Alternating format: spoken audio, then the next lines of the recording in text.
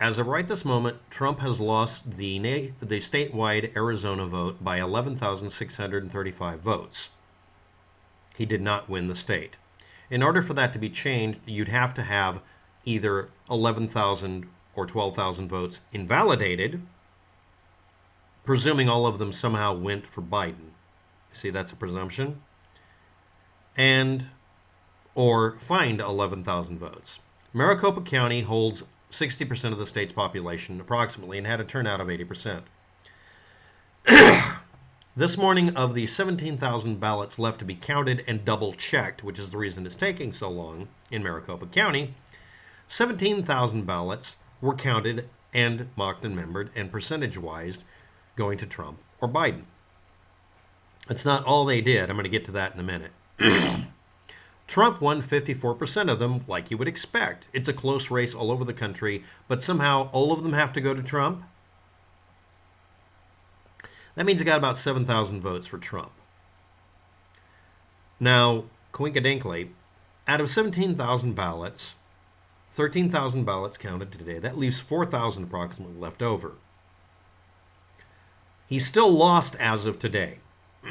That's counting it up statewide. They use the statewide count to determine electoral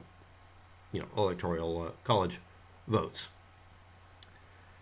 In a fantasy scenario, if he got all 4,000 in Maricopa County for him, that means he would still lose, but it would be a loss by 7,635 votes because it's a close race and everybody is a divided population this year. Now, I want to point out a very, very annoying factor about this that I pointed out before, but people keep ignoring. The claim, the assertion, and the presumption that people make is that any ballot for Biden has to be a falsified ballot. And I'm presuming you understand how ballots work or you didn't vote. And you don't know what you're talking about. That's fine. So here we go. In the county we're talking about, and in many counties in the United States, people vote for their mayor or dog catcher or county seat or the state representative based on their own best interests. That doesn't mean they vote party. And in the local elections in many states, Republicans voted for a Democrat in the area, even though a lot of you don't want to believe that, because the world isn't filled with radicalized Republicans or Democrats. It's filled with people who have their own best interest in mind. On a national level, they vote party most of the time. In Maricopa County, what they found by actually looking at the numbers is that not determining whether someone's a Republican or Democrat, a lot of people in the area voted strictly based on personal interest, and it didn't follow party lines by percentage. They voted, especially in Maricopa County, for more Democrats, including whatever, and also on a national level. But the funny thing they found out is a lot of people split their ticket. A lot of people voted locally strictly Republican. Those would be your Republican Party faithful that voted against Donald Trump.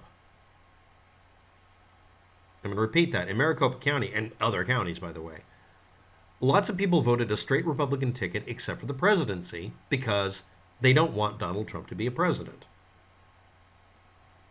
And if you can't understand, because there's no logic to that, because why wouldn't they want him to be a president? Now, the other part of this is that, again, a lot of the people who voted against Donald Trump in Maricopa County voted for an all-Republican ticket locally, just like the rest of the state did. And in Arizona, any seats gained on a national level for the House and Senate, that sort of thing, were voted in by a ballot that was straight Republican ticket, but threw away Donald Trump because they're allowed to do that. You don't have to vote straight ticket. Some of you, again, that isn't something you can understand. I'm sorry, I can't understand you, but that's fine. I have in the past voted for local officials based on whether or not they're going to break shit. I don't care if it's a Republican or Democrat. I just want someone who isn't going to break anything. And if someone has done something wrong, I vote against them and vote someone else in. I hate incumbents. I'm not the only person who's like that. That used to be called being a contrarian, by the way. But on a national level, I vote for whichever person is the least damaging or dangerous for our country. And I'll vote Republican or Democrat. I don't care. I didn't want Hillary in place, but then you put Trump up. So anyway, so let's read back. Arizona Republican Attorney General Mark, I can't pronounce it, who said, "If indeed there was some great conspiracy to steal votes from fellow Republicans, it didn't work because the majority of local and national representative seats went to Republicans on the same piece of paper you're claiming is a fake ballot against Trump." But anyway, he said, "There is no evidence, there are no facts that would lead anyone to believe that the election results will change." He said he was wrong on the Sharpie lawsuit, by the way. A sample audit of all precincts said that there was no statistical anomalies or errors. After you get all the votes in, instead of picking and choosing what you want, they're basically flat. Maricopa, Arizona County voters picked more Republicans for local races, and a lot of them picked Democrats and for federal and state positions and also for president, but they only cared about local. Others only voted just against Trump and voted a straight Republican ticket. Lots of Democrats also, oddly enough, voted for Republican President Donald Trump as well, because it's Arizona, and why not? They split their tickets, broke ranks, or just refused to do a straight ticket in general, because it's Maricopa County and they're contrarians. You can't legally compel them to vote for your president just because they registered as a Republican. It's not legally allowed. You can't do that. People can decide to fire their own party's leader, at least in the presidency. In a good year, and even bad years, you want the president to be somebody who is really not critically important, because it's hinging on one person is a bad thing. Just saying. The Sharpie lawsuit was dismissed after the Department of Homeland Security debunked it by testing what they claimed. Plaintiffs dropped it so they could repackage it again, and it's going to go through tomorrow.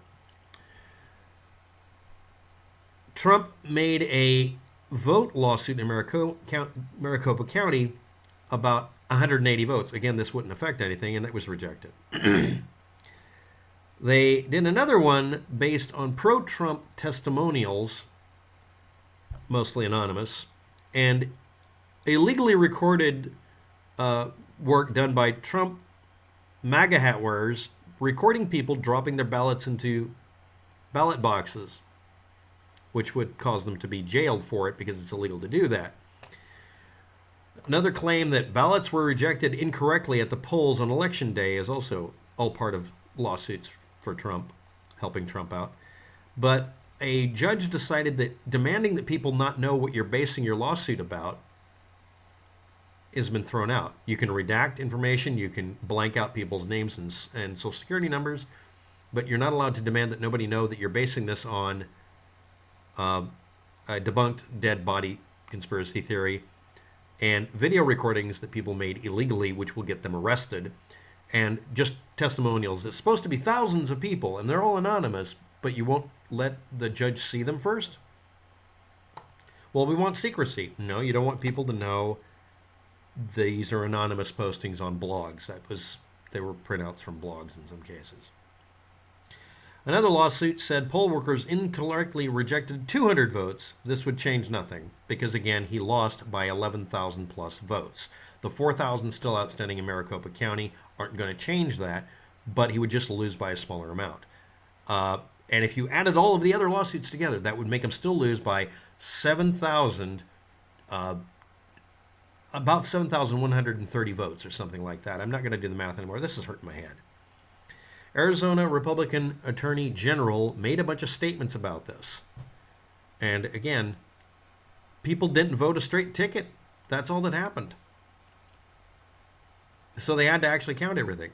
And also, they made it to where if you put a ballot in the wrong, got a ballot from this county in a defected county, yada, yada, but you put it in another one, they would still count the presidential campaigns, but anything that didn't apply to where you filled out your ballot from because it had nothing to do with you but they still allow the presidential campaign. And again, depending on what state you're in, Trump wants to invalidate presidential votes because it'll do him some good, or force them. In one case, they're demanding that the polls should have been kept open longer, and they want all of the late ballots counted because they want Trump to win. They're expecting a trend that will always make him win. This has backfired a couple of times. Some of the lawsuits, there's like half a dozen, have backfired on him because they said, okay, we'll do that, and it just made him lose more.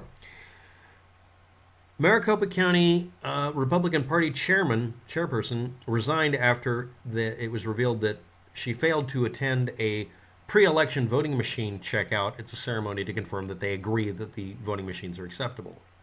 That doesn't mean they're not acceptable. That means she resigned because she didn't do her damn job.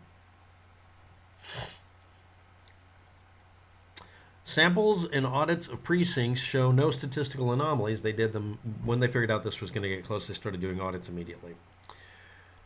Georgia Chatham County ballot lawsuit was lost because it was based on 53 absentee ballots that were claimed to have been improperly done.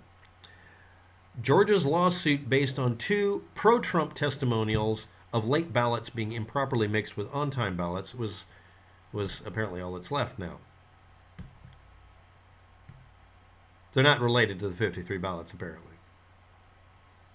Did I mention they repackaged the Sharpie lawsuit, even though it's been disproven by, I don't even know how many people at this point. Department of Homeland Security is the one that's prominently mentioned. There was a lawsuit filed by the Trump campaign to compel the Montgomery County Board of Elections to stop counting Pennsylvania mail-in ballots that had been cast on time. Emphasis added, because simply he didn't want to lose the state. He lost the state, so now they're suing to make them count ones that are invalid. 16 U.S. presidential election 2020 Trump lawsuits are dead out of, there's a bunch of them. Democrats also filed cases demanding changes. It wouldn't affect the current vote. They're demanding changes in the laws so that people can't be prevented from voting on time. Trump supporters are demanding that they vote to remove ballot boxes in poor areas, coming up with various scenarios why this doesn't look like you're just trying to make sure poor people don't vote out a rich president or rich county people. It is in the county, city, and state's best interest in many states to keep poor people from voting because poor people vote vindictively.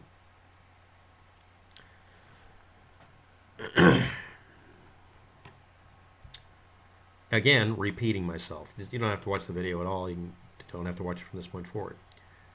Trump lost by 11,635 votes as of now. The outstanding ballots, at least in Maricopa County, account for 4,000 votes maximum. He would still lose, but it would be by 7,000 votes or more. And if you take all of the lawsuits, even the ones that have been thrown out because they're poppycock, it would still only bring it down to a round number of around 7,000 votes, still going to Biden versus Trump. Now here's the problem. Invalidating the local ballot versus national ballot. Again, the assertion by everybody is that fake ballots were printed up and filled out. This is the dumbest Clouseau-ish bullshit I think. Spy versus spy is much more creative. If you're claiming all the ballots that went to Biden were faked, a lot of those ballots allow the state of Arizona to have a prominent place on the House and Senate for the federal government, and also allow the state to be run by Republicans, because again, most of the people in the state of Arizona voted Republican ticket. They just voted against Donald Trump. Some of them wanted a Democrat to represent the state. By invalidating these votes, which doesn't guarantee that they'll be Biden votes, you're looking for anomalies here, you would have the effect of reducing the likelihood of Arizona having their vote heard, and most importantly, being represented on a federal level with representatives. You might, in this thing, end up stacking the House and Senate with more Democrats by a small amount. This is a critical year. I don't know why anybody in the state of Arizona would sacrifice the dominant position the Republican Party has in the state, and also maybe on a federal level, just so Trump can keep his damn job. Thanks for watching. Have a good day.